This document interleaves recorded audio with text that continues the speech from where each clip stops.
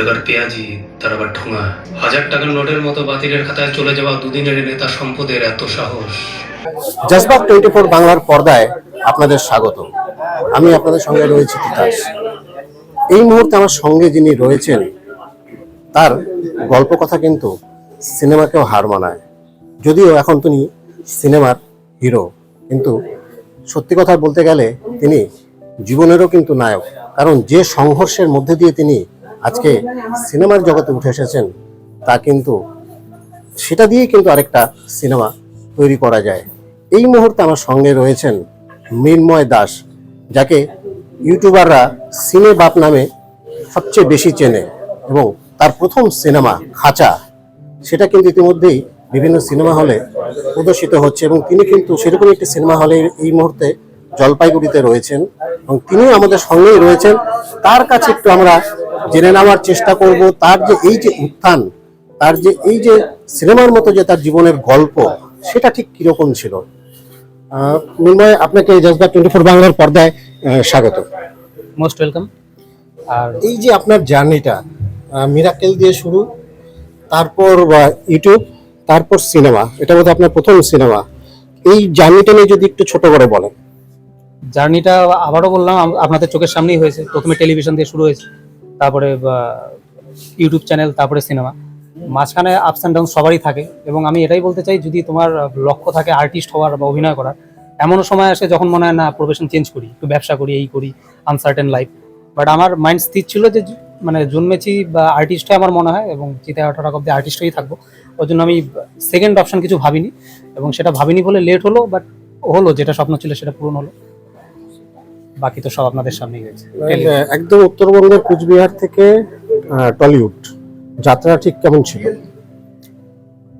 কোনো বড় যাত্রাই মসৃণ হয় না। আর আমি একটা কথা বলি, যখন নার্সিংহোমে বা হাসপাতালে রুগী বেঁচে থাকে, তখন মনিটরে দেখবেন গ্রাফটা আপ ডাউন থাকে। যখন সোজা হয়ে যায় তখন মানে সে মৃত। তো বেঁচে আছে মানে আপস অ্যান্ড ডাউনস থাকবে, মসৃণ যাত্রা কারোরই থাকে না। সিনেমা হিসেবে আপনি যতটা খ্যাত, সিনেমাতে আসার পরে সেই জায়গাটা কতটা আপনি পৌঁছতে পারবেন, বা সেই উত্থানটা কেমন হবে, কি মনে করছেন এখনো পর্যন্ত আপনার প্রথম সিনেমা রিলিজ হওয়ার পর? দেখুন, কোনো যাত্রা শুরু করার সময় কেউ ভাবে না যেটা ছোটতেই শেষ হয়ে যাক বা কম হোক, সবাই চায় বড় হোক। আমারও ভীষণ অনেক বড়, আর সেই দিকেই আমার লক্ষ্য, সেইভাবেই ওয়ার্ক করার ইচ্ছে। তো এটা বড় হবে, মানে ডেফিনেটলি বড় হবে। ছোট স্বপ্ন কেউ দেখে না। আমি মিডল ক্লাস ফ্যামিলির ছেড়া কথায় শুয়ে লাখ টাকার স্বপ্ন দেখাচ্ছিল। তো এটা যখন হয়েছে, এটা যখন পেরেছি, আরো যা স্বপ্ন আছে সেগুলো অবশ্যই পূরণ হবে। সুযোগটা কিভাবে এলো এই সিনেমার? সুযোগ ইন দ্য সেন্স, আমি নিজে এটার পুরো প্ল্যানিং করেই হয়েছে। মানে সুযোগ যখন আমি মিরাকেলের পরে টলিউডে স্ট্রাগল করতাম, পোর্টফোলিও জমা দিতাম, ছবি দিতাম, তখন খুব একটা কাজ হয়নি। এবং সেই হিসাবে নিউ কামার হিসাবে যে খুব প্রেস করা বা কাজ দেওয়ার সুযোগ সেভাবে হয় না। বাট তাই বলে যে থেমে যাবো তাই নয়। নিজের একটা প্রিপারেশন ছিল, নিজে সময় নিয়েছি, নিজে একটা প্রজেক্ট ভাবনা চিন্তা করেছি। তারপর আমাদের যে প্রডিউসার রয়েছে ডক্টর কবির ভৌমিক, তার সাথ পেয়েছি, মিলেমিশে একটা গঠনমূলক কাজ হয়েছে। এটা মানে স্ট্রাগল সারা জীবন করে যাবো তাহলে আর কি। স্ট্রাগল যখন করেছি, এখন প্ল্যানিং ওয়াইজ একটা পর একটা স্টেপ রাখছি। এটা একটা প্রথম স্টেপ ছিল। এই অনেক সময় এই মুভি ইন্ডাস্ট্রিতে একটা নেপোটিজমের অভিযোগ ওঠে, সেটা শিকার কি আপনিও হয়েছেন? দেখুন, নেপোটিজম কিট যদি এখন কেউ রণবীর কাপুরকে বলে, সবাই তাকে মানে খিস্তি দেবে। বাট নেপোটিজম কিট এমন রয়েছে যারা যোগ্যতা নেই তারাও কাজ পাচ্ছে, সেটা কোনো ফ্যাক্টর আমার বলে মনে হয় না। কারণ তুমি যদি নিজে যোগ্য হও, তোমার যোগ্যতাকে ছিনিয়ে নেওয়ার মানে ক্ষমতা এই পৃথিবীর কারণেই। হ্যাঁ, সময় লাগবে, একটু টাফ সিচুয়েশন আসবে, বাট লেগে থাকলে কোথাও তো অপশন তো কমে যায়। অপশন কমে যায় ইন দ্য সেন্স, কি বলতো, ওই কি বলবো, চিটিং করে পরীক্ষা পাশ করা যায়, বাট ফার্স্ট হওয়া যায় না।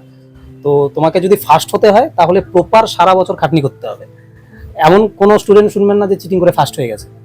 তা আমি ফার্স্ট বয় হওয়ার চেষ্টাতে আছি, আমি ওইসব দিকে মাথায় নিচ্ছি না। যেহেতু অভিনয়টা শুরু করে দিয়েছো, আমি যদি তুলনামূলকভাবে ইন্ডাস্ট্রিগুলোর কথা বলি, টলিউড এই মুহূর্তে কি অবস্থায় রয়েছে? এটা কি বলবো, সব কয়টা ইন্ডাস্ট্রিরই একটা নিজস্ব পলিটিক্স থাকে, লবি থাকে। সেটা শুধু ইন্ডাস্ট্রির দোষ দিয়ে লাভ নেই, প্রত্যেকটা কর্পোরেট লাইফেও রয়েছে, বিজনেসেও রয়েছে। আপনি ধরুন জার্নালিস্ট লাইনে রয়েছেন, এখানেও আপনাকে মাঝে মধ্যে পলিটিক্সের শিকার হতে হয়, লবির শিকার হতে হয়। বাট তাই বলে কি কাজ ছেড়ে দিয়েছেন? তাই বলে কি আপনার মনে হয় না আমি যেটা চাই, যেটা ভালোবাসি সেটা করবো না, এই সমস্ত কিছু থেকে পিছিয়ে এসে? কর্পোরেট লাইনেও এটা রয়েছে, মিডিয়া লাইনেও এটা রয়েছে, বিজনেস লাইনেও এটা রয়েছে, এমনকি এডুকেশন লাইনেও রয়েছে। কোন লাইনে নেই? এটা একটা পার্ট অফ লাইফ। আমাদের মনের মধ্যে যেরকম ফ্রাস্ট্রেশন, ডিপ্রেশন পজিটিভিটি থাকে, সেরকম সবকটা লাইনেরও নেগেটিভ পজিটিভ দিক থাকে। তো আপনি যেটাকে বাঁচবেন, সেটাকে নিয়ে চলবেন, সেটা আপনার উপরে। ওগুলো থাক না, ওগুলো সাইডে থাক না, ওগুলো নিয়ে বেশি মাথা কামিয়ে লাভ নেই। তাতে কি কাজটা হ্যাম্পার হয়? নিজের কাজটা হ্যাম্পার হয়। আর হ্যাঁ, তোমার কাজেও বাধা তো আসবে সেদিক থেকে, বাট কতদিন আর বাধা? এর পরের লক্ষ্যটা কি, মানে টলিউডে নাকি আরো বাইরে গিয়ে আরো বিস্তৃত কোনো জায়গার? দেখুন, প্ল্যানিং অনেক কিছুই আসে মাথায়। আমি কি বলুন তো, আমি ফ্লোতে চলতে ভালোবাসি, মানে আমি নিজেকে প্রিপেয়ার রাখি অলওয়েজ। কারণ আমি একজন আর্টিস্ট মনে করি, একজন অভিনেতা মনে করি, একজন হিরো এখন মনে করি নিজেকে। তো সেই হিসাবে যতটুকু প্রিপারেশন দরকার আমার অ্যাক্টিং ওয়াইজ, আমার লুকস ওয়াইজ, আমার ডান্স, আমার কমেডি সবকিছু মিলিয়ে নিজেকে প্রিপেয়ার রাখি। আর বাকি অপরচুনিটি ওপরওয়ালা দেয়। আর যখনই অপরচুনিটি আসবে তখন যাতে আমি প্রিপেয়ার নেই, এরকম যাতে না হয়। আমার হাতে যেটা আছে সেটা আমি করি, প্রিপেয়ার থাকি, বাকি গো উইথ দ্য ফ্লো। খাঁচার বা রিপারকেশন কি মানুষের কাছ থেকে? খুবই ভালো। বাংলা সিনেমা হিসাবে, নতুন ছেলে হিসাবে যেটা ফিডব্যাক পাচ্ছি, মোর দেন এনাফ, আমি খুশি। যারা এখনো খাঁচা দেখেননি তাদের জন্য একটা ছোট্ট যদি করে বলেন গল্পটা, যাতে তারা আগ্রহী হয় আসতে।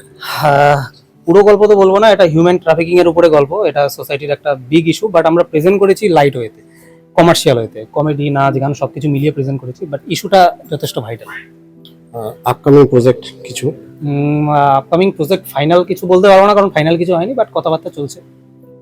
ইউটিউবটা কি সঙ্গে থাকবে? ইউটিউব অলওয়েজ সঙ্গে থাকবে, কারণ আমি শেকড় ছাড়বো না। তুমি শেকড় যদি ছেড়ে ফেলো, বড় যত গাছ হোক, সেটা পড়তে বেশি সময় লাগে না। তো ইউটিউবটা আমার ভালো লাগার জায়গা, এবং ইউটিউবটাই আমাকে স্ট্রেংথ দিয়েছে বড় স্টেপ ফেলার জন্য। তো সময় সুযোগ পেলে ইউটিউব চলবে। আপনাকে জজবাস 24কে সময় দেওয়ার জন্য অনেক অনেক ধন্যবাদ, এবং শুভেচ্ছা রইল আগামী প্রজেক্টগুলোর জন্য, এবং অবশ্যই খাঁচার জন্য। Thank you. Mrinmoy Das cinema একটা কিন্তু উদাহরণ এখনকার যারা তরুণ প্রজন্মে রয়েছে তাদের জন্য, যে কিভাবে লড়াই করে সামনের সারিতে উঠে আসা যায়। ক্যামেরায় ঋষি চক্রবর্তীর সঙ্গে তিতাস পাল, জজবা 24 বাংলা, জলপাইগুড়ি।